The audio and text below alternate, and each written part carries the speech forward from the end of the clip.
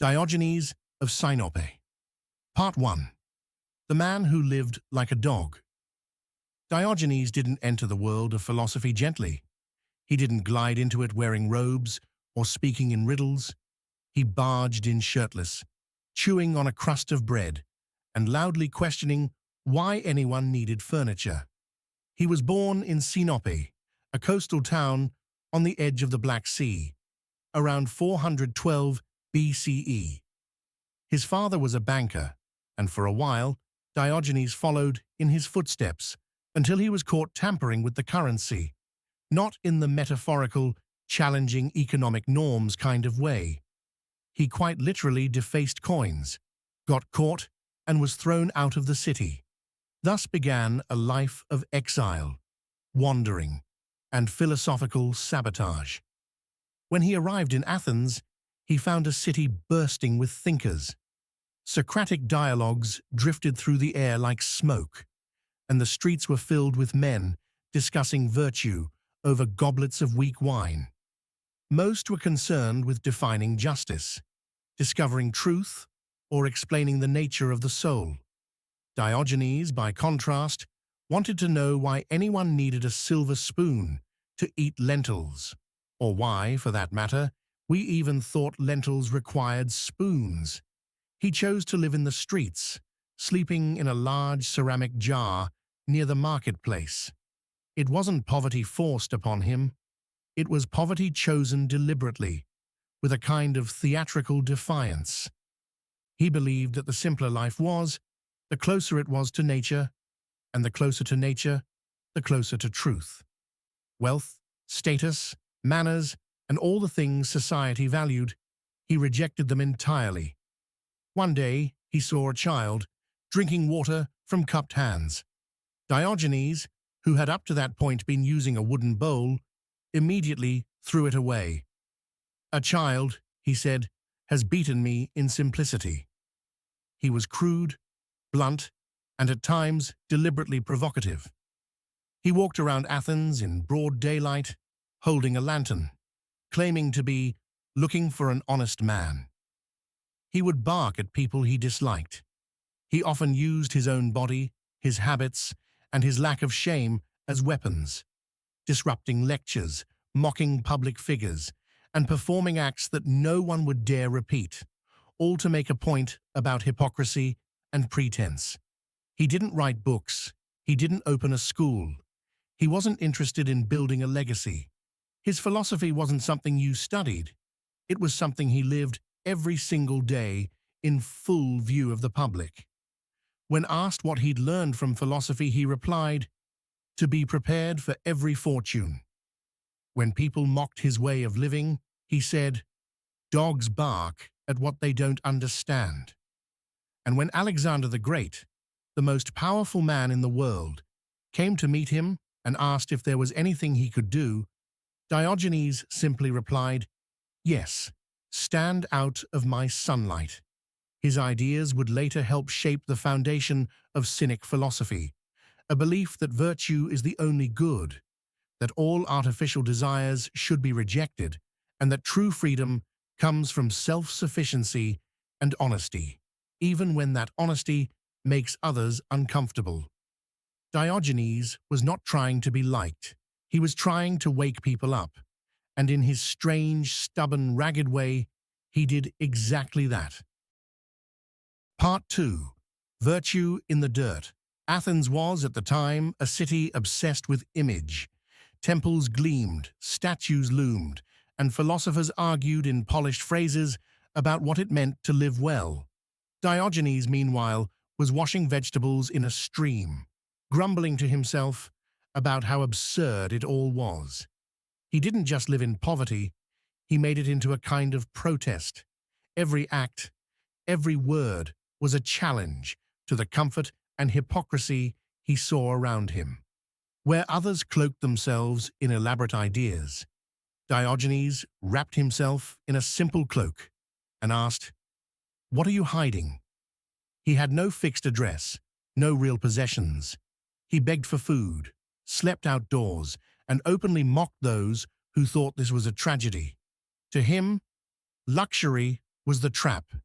People slaved for things they didn't need, working to impress neighbors they didn't like, piling up wealth that only tied them down. Diogenes was, by contrast, completely unbothered. He wasn't trying to escape hardship. He believed most people were already prisoners to their own comfort. He once pointed at a wealthy man's home and said, "The more you have, the more you fear losing." To him, that fear was a kind of slavery. He preferred freedom, even if it came with cold nights and stale bread.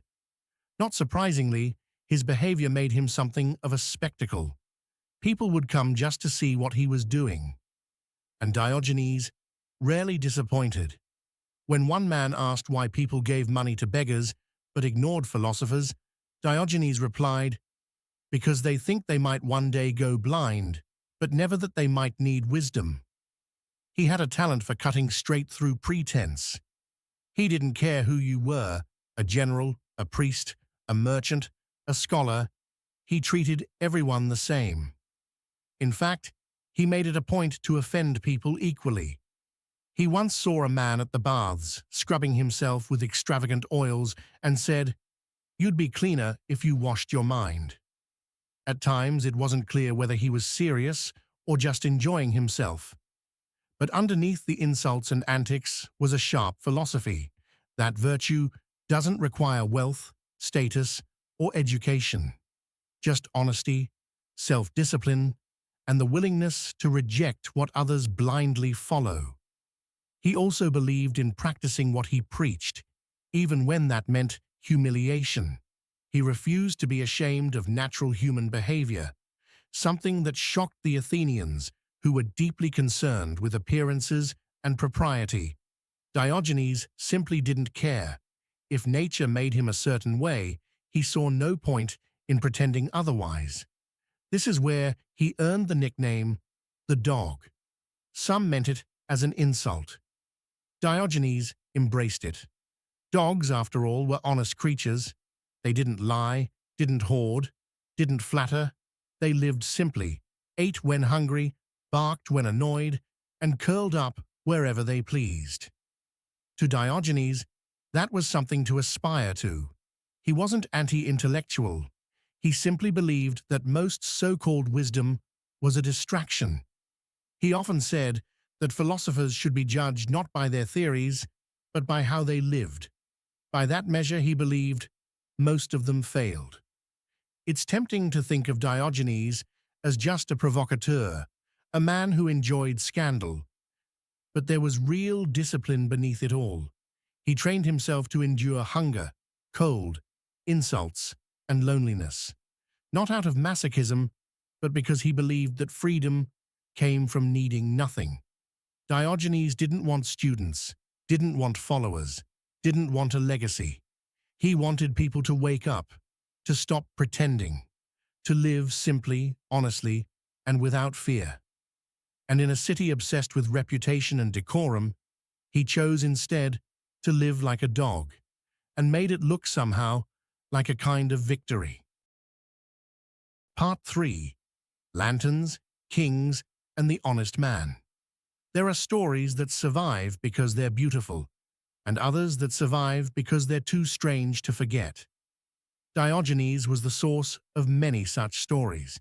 Some may be embellished, others invented entirely, but they all circle a common truth. This was a man who lived to test the world's patience and its honesty. One of the most famous images of Diogenes is also the most curious. Picture him in daylight, walking through the crowded streets of Athens, holding a lantern. Not because he'd lost something, and not because he was confused. When asked what he was doing, he answered calmly, "I am looking for an honest man." He never claimed to find one. It wasn't really a joke, or if it was a serious kind. He believed most people, especially the respectable ones, were trapped in self-deception. They spoke of virtue, but lived for money. They honored courage, but feared shame. They said they wanted truth, but couldn't handle anyone pointing it out. He didn't hate people exactly, but he had no illusions about them either. And yet, oddly enough, people were drawn to him. Not everyone, of course. Many found him disgusting, disruptive, or simply mad. But some were fascinated, among them kings. Which brings us to one of the most repeated encounters in ancient philosophy, the meeting between Diogenes and Alexander the Great.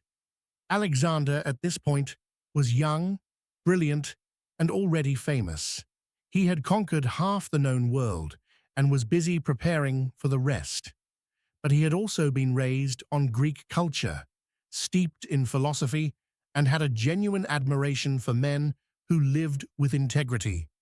So when he passed through Corinth and heard that Diogenes was there, he decided to meet him. He found the old man sunbathing in the dirt, his famous jar nearby. Diogenes barely looked up. Alexander stood before him and said something along the lines of, "I am Alexander the Great," to which Diogenes replied, "And I am Diogenes the dog." The young king smiled, perhaps unsure how to proceed, and asked, "Is there anything I can do for you?" And Diogenes, still squinting into the light, said, "Yes, stand out of my sun." It's an astonishing moment, whether or not it happened exactly that way. The most powerful man in the world offering to grant a wish and being told, politely, firmly, that he was blocking the view. What's even more interesting is Alexander's response. He is said to have walked away, amused, and remarked to his companions, "If I were not Alexander, I would wish to be Diogenes." Two very different kinds of power facing each other. One drawn from empire, armies, and legend. The other from self-sufficiency, discipline, and total freedom from want. Both men, in a sense, were conquerors, though one conquered cities and the other conquered need itself. But Diogenes had no interest in fame. He never softened, never sought influence. He remained committed to the idea that wisdom should be lived, not lectured. That comfort made people weak, and that the truth, though often unpleasant, was better than any polite lie. He could be cruel, yes. He enjoyed mocking the high-minded. He once interrupted a lecture by Plato and began eating in the front row, just to show that philosophical talk about virtue was meaningless if it couldn't be practiced on an empty stomach. He also hated artificial complexity. When Plato famously defined man as a featherless biped, Diogenes brought a plucked chicken into the lecture hall and shouted, "Behold, Plato's man."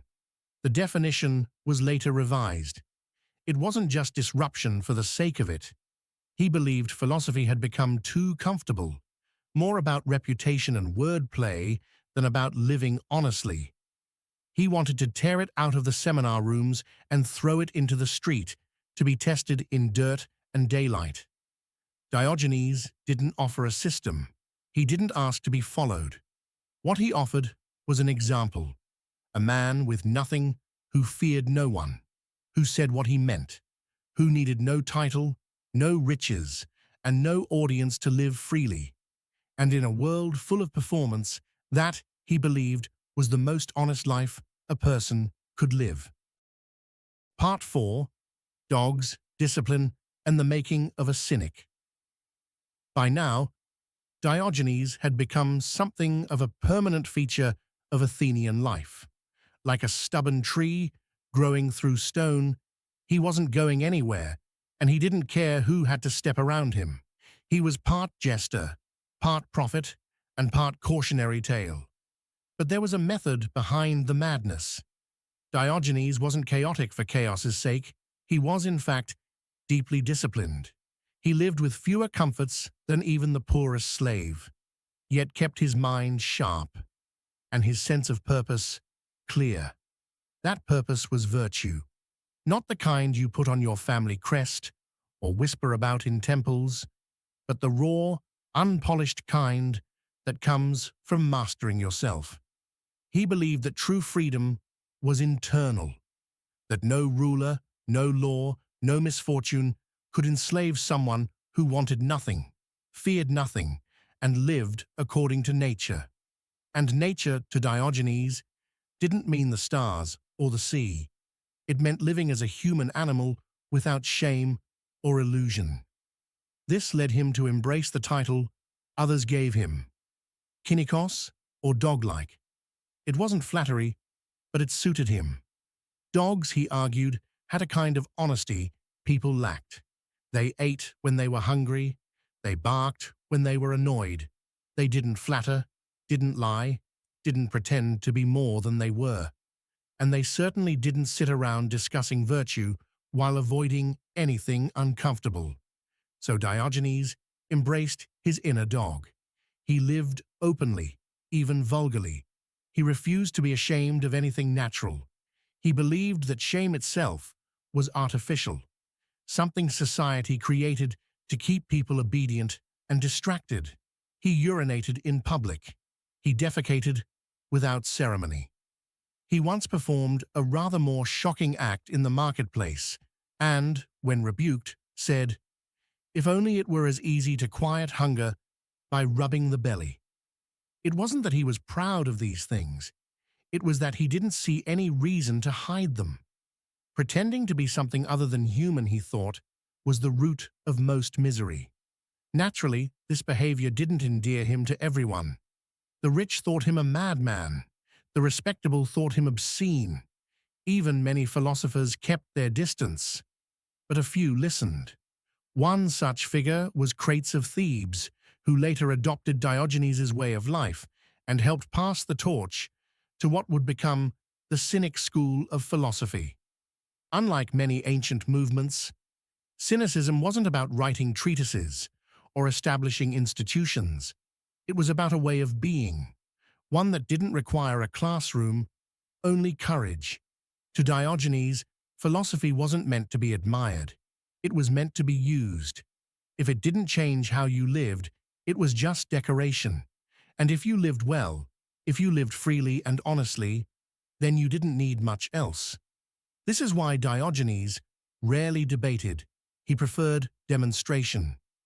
When people asked him difficult questions, he'd often reply with a gesture or an action. Someone once asked where in the world he'd seen a truly virtuous person. He replied by slowly turning in a circle. And when someone mocked him for begging, saying that philosophy should make a man self-sufficient, Diogenes replied, "It does. I am asking only for what I need. You beg for status, for praise, for attention. Which of us is more enslaved?" He exposed double standards not with arguments, but with simple comparisons. When people recoiled at his lifestyle, he pointed out that animals lived the same way and didn't seem to suffer for it. When he saw people fasting or praying for virtue, he'd suggest they stop talking and try living with less instead. He called out superstition, pretension, luxury, false modesty, and all the polite masks people wore to appear good rather than to be good. And through all of this, he remained consistent. No home, no family, no wealth, no illusions. To some, this was madness. To others, it was a kind of radical sanity. Someone who had stripped life down to the basics and found something unshakable underneath. He was, in a very real sense, untouchable. Not because he had power, but because he didn't need any. And for a man who owned nothing, that might have been the greatest wealth of all. Part 5. The Death of a Free Man. Diogenes lived long, far longer than one might expect for a man who slept outdoors, owned nothing, and regularly offended powerful people. There was no silk deathbed, no solemn farewell, no great tomb commissioned in marble. Just the quiet, unremarkable fading of a man who had spent his life peeling away everything he considered unnecessary. The exact cause of death is disputed, of course. Ancient sources offer competing theories, each as diogenic as the last. One says he died from holding his breath. Another claims he was bitten by a dog. A third suggests he succumbed to food poisoning from raw octopus. Diogenes, it seems, was determined to leave even his final moment shrouded in a kind of mythic mischief. What's more telling is what he reportedly asked for, that his body be thrown outside the city walls so the wild animals might benefit from it. When someone objected, horrified presumably, he said, "What harm is there in being devoured if I no longer feel it?"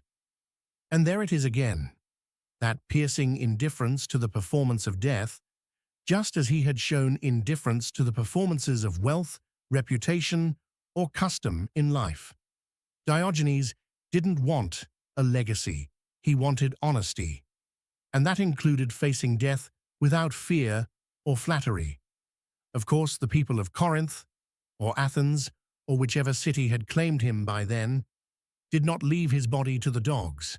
They built a pillar, they inscribed his name, and in a final act of fitting irony, they carved a dog atop it. He would have rolled his eyes at the whole thing. But his impact lingered.